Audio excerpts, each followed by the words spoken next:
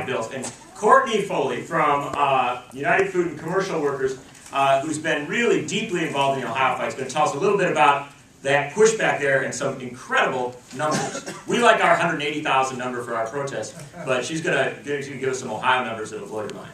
Sure.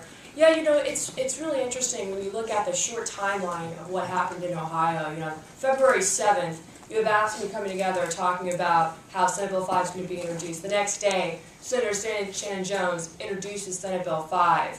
By March 30th, Governor Kasich had signed Senate Bill 5 into law. It was that quickly. In 8 weeks, June 17th, we're Ohio, we had more signatures than we needed to file already in 8 weeks. And then by June 29th, we actually filed with the Secretary of State with 1.3 million signatures. That's what we want now, 1.3 million. So as we're loading all the petitions to the Secretary of State's office, they had to have their engineer come into the room and weigh the room because they were worried we were going to break the floor. Because they've never had so many petitions in the Secretary of State's office before. But, you know, it really was amazing with the petition drive. You had all kinds of people coming together wanting to really show. And the thing that was really frustrating about it, right, during this fight was that period, that short period between February 7th and March 30th when it was passed, there were massive rallies at the State House. We had rallies all over the state. Local city councils passed resolutions saying that they, as local elected officials, were against Senate Bill 5. But no one was heard. No one heard anyone's voices, right? And that's why Ohioans were so upset. So when it did come time to collect signatures, it was something like I'd never seen before.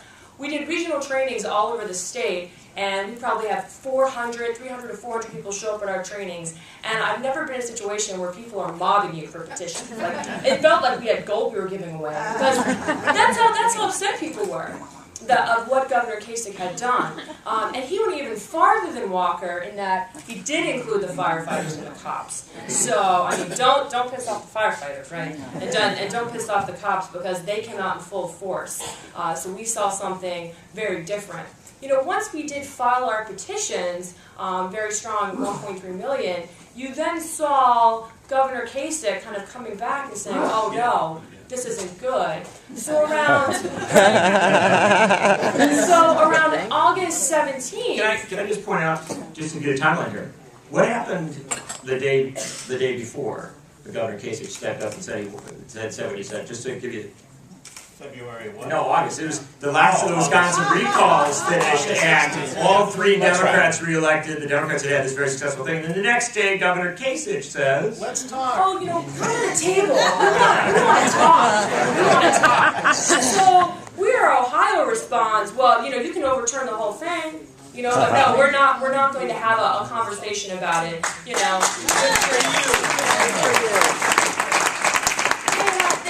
Press conference, and you know they had Senator Nichols and all those folks there. But it's great because you know after they passed Senate Bill 5, you know our state's in such a bad shape. You know we're so concerned about this. They give all their chiefs of staff, all their head people raises, right? So they can afford a raise, but they can't afford to let the firefighters have the safety equipment they need, right? I mean they can afford to give people raises, but they don't want to make sure that cops have the bulletproof vests that they need, right? And so people were very upset. So yeah, when Governor Kasich came forward and said, you know, let's talk, the answer was no.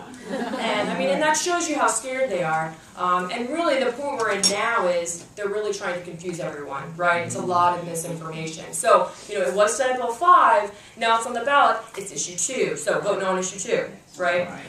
And so, you know, just look at the commercials that they have going on right now. They have, so We Are Ohio had a commercial come out with firefighters talking about why issue 2 is bad. Conservatives, same thing, had a firefighter on TV talking about why issue 2 is good. Now, if you're a voter, what are you going to do? I'm confused. Yeah. Right.